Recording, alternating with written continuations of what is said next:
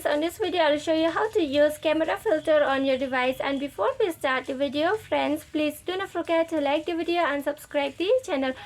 Okay, what you have to do is just move on to camera. Okay, then here you will see on the side flash, on the side corner, this one. Okay, so click on it. Then here let's click some photos here.